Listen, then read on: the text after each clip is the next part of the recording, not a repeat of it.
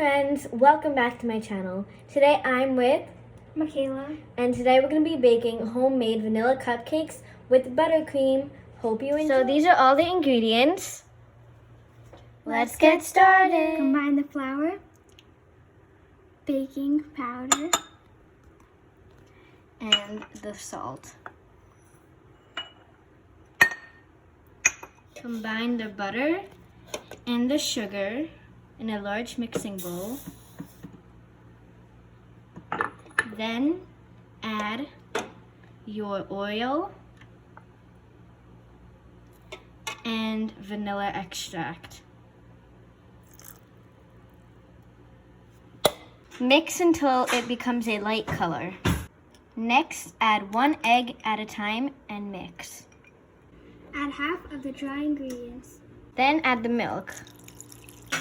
Add the other half of the dry ingredients. Mix the dry ingredients and the milk. Pour into your cupcake liners.